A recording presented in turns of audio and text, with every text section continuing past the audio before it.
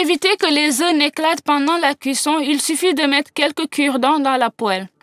Coupez le fond d'une bouteille en plastique, coupez le reste de la bouteille vers le milieu avec des ciseaux en bande étroite. Torsadez-les légèrement, vous obtiendrez un tel fouet impromptu. Remplir un moule à glaçons d'assouplissant et congeler. Plus tard, pendant le lavage, placez le nombre de cubes requis directement dans le tambour. Le plateau de la machine à laver sera toujours propre et le linge acquiert un arôme agréable. Parfois, il peut être très difficile de verser du lait d'un sac et de ne pas éclabousser tout autour. Il est impossible de verser de l'autre côté pour qu'il y ait un accès à l'air, car le couvercle gênera. Mais si vous faites plusieurs petits trous sur le dessus pour l'accès à l'air, vous pouvez facilement verser du lait. Si vous insérez une paille dans le sac à jus avec le côté court vers le bas, le jus sera bu jusqu'à la toute dernière goutte. Séchez complètement vos sachets de thé usagés et donnez-leur une seconde vie. Coupez la moitié supérieure du sac, ouvrez-le avec lui-même et placez-le dans un récipient approprié. Humidifiez le thé avec de l'eau et faites pousser des micro-verres dans ce substrat, assez pour former un tas épais de graines. Laissez reposer quelques jours, couvrir le récipient avec un couvercle ou un sac. Arrosez d'eau si nécessaire. Dès le 7e jour, les micro-verres pousseront et seront prêts à l'emploi. À l'aide de 2 cuillères, vous pouvez moudre légèrement des épices comme du poivre noir ou de la coriandre. Ils sont grossièrement moulus, ce qui vous permet de mieux révéler le goût et l'arôme des plats. Coupez un petit morceau de citron pour le rendre stable. Coupez ensuite le citron en 2. Insérez les bourgeons d'oeillet dans les moitiés inférieures et supérieures. Placez quelques cure-dents dans la partie inférieure stable du citron. Placez une bougie flottante entre eux et fixez la deuxième partie du citron sur le dessus.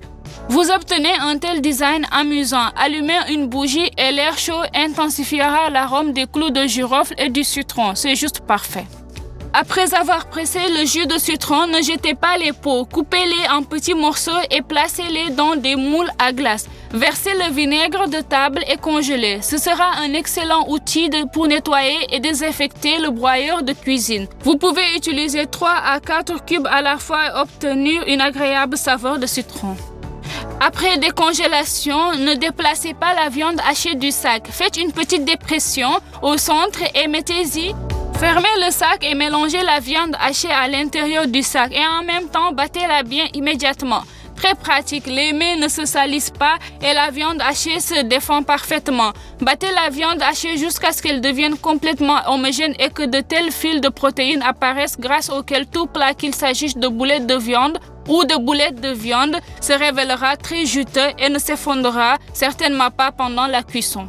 Formez des boulettes de viande de la taille d'une noix environ, les déposez sur un plateau légèrement saupoudré de farine de riz. Versez un peu de farine dans une petite passoire et tamissez-la sur les boulettes de viande. Roulez les boulettes de viande de tous les côtés, mettez les boulettes de viande dans une poêle préchauffée avec un peu d'huile et faites-les frire de tous les côtés pendant 3 à 4 minutes.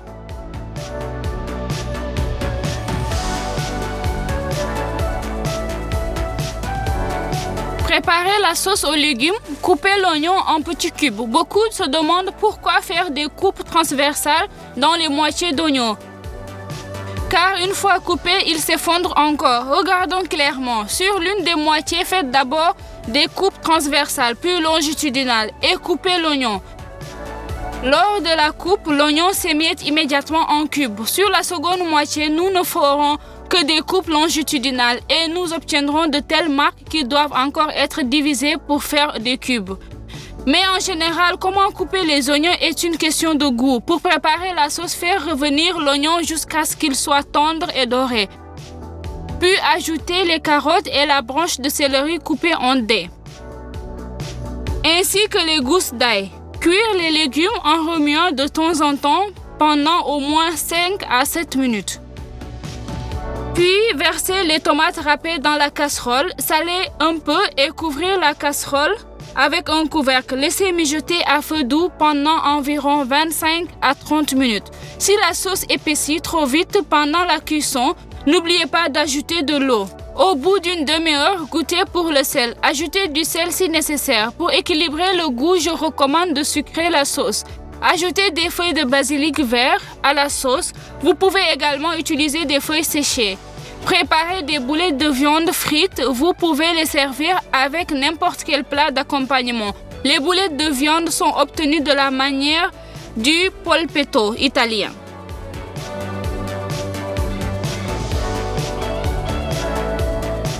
Le vide de pomme et poire peut également être utilisé de cette façon. Sortez la pomme de terre elle-même et vous obtenez un champignon si merveilleux. Cuire au four jusqu'à ce que vous ayez terminé avec vos épices et assaisonnements préférés.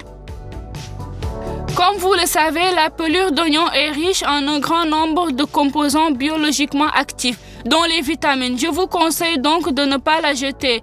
Pour 2 litres d'eau à température ambiante, ajoutez 2 cuillères à soupe de soda. Faire tremper la pelure d'oignon dans cette solution pendant 30 minutes. Laissez sécher un peu, puis transférer sur une plaque à pâtisserie. Dans un four préchauffé à 45-50 degrés, écoutez l'enveloppe jusqu'à ce qu'elle devienne complètement sèche et cassante. Puis réduire en poudre, vous pouvez utiliser comme assaisonnement régulier. C'est juste parfait. Littéralement en 5 minutes à la maison, vous pouvez obtenir un excellent beurre. Versez la crème dans un robot culinaire et battre à puissance élevée pendant 2 à 3 minutes. La crème épaissit très rapidement. Transférez la masse dans une passoire et légèrement en appuyant avec une spatule, essorez tout l'excès d'humidité. Remettez le morceau de beurre dans le robot culinaire. Ajoutez 2 cuillères à café d'eau très froide et battez encore 1 à 2 minutes. Il s'avère un excellent beurre à la texture parfaitement onctueuse, conservé au réfrigérateur.